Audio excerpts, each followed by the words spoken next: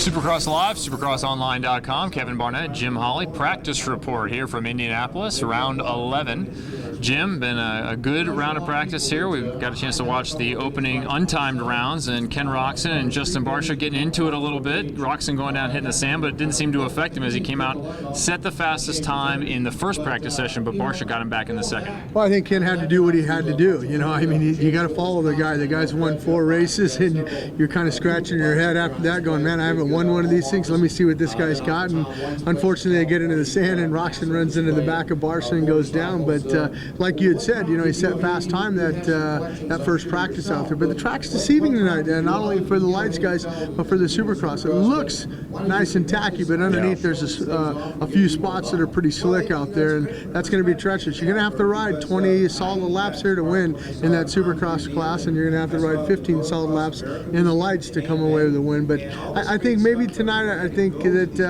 Barsha's not going to get his 5th. I think that a lot of these guys in the lights class, they're going to start stepping up. They're going, man, we got to derail this guy somehow. Well, you talk about some of those guys that might step up. I look at Justin Bogle there. He's been pretty consistent in 3rd. He was running right on the pace, just a 10th off. And then Cunningham with a good qualifying time. Durham also, and then Wharton in the second one came out. So there's a lot of contenders in that class. Well, and one of the guys you haven't mentioned in that top 5 there is the man who finished up second Daytona, and everybody thought he was going to win it if they had one more lap. And I'm talking about Blake Baggett there, still struggling with his qualifying times.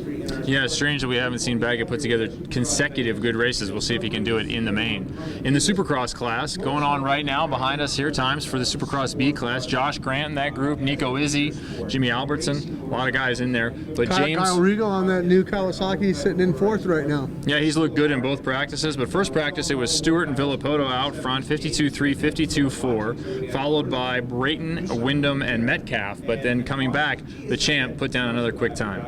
Well, he did, and he wanted to go down, and it was just by a little bit, you know, right there. And the track's getting faster. I mean, these guys, the second time practice, because you got to remember, they go out there for a free practice, and they have the first time practice, take a little bit of a break, do an autograph session, and then they come back out for the last time before they get out there in that heat race. And the track's getting a lot faster, and I wouldn't be surprised if some of those times changed in that heat race, because after the dirt works guys get done with this track, like I've always said, man, the best time to ride that track is in the heat race. Yeah, there have been a lot of changes. They've been working on the whoop section. They've worked on the tabletops, putting some lips on them. Do you like the changes that they make, or do you think you ought to come out and just have it be consistent from the moment they get on in the morning practice all the way through the main? No, I mean, I think they do it for a reason, and one of the reasons making the racing safer, making it closer a little bit for the other guys. Maybe some of the other guys were struggling on some of the sections that the top guys were being able to do because of their bike.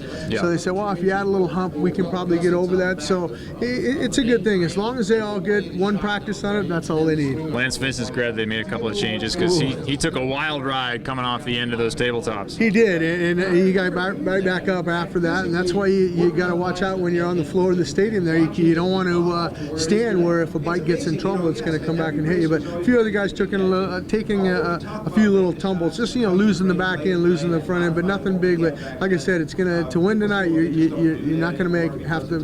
Let me rephrase that. To win tonight, it's the guy who's going to make the least amount of mistakes, because you are going to make mistakes out there because these guys are pushing it. Keep an eye on that whoop section for those mistakes. To give you the rundown of the top 5 from the Supercross class: Villapoto, Stewart, Wyndham, Brayton, and Kyle Chisholm steps up and puts it in the top 5 with his qualifying effort. That's it for qualifying and practice. Main show coming up. Kevin and Jim.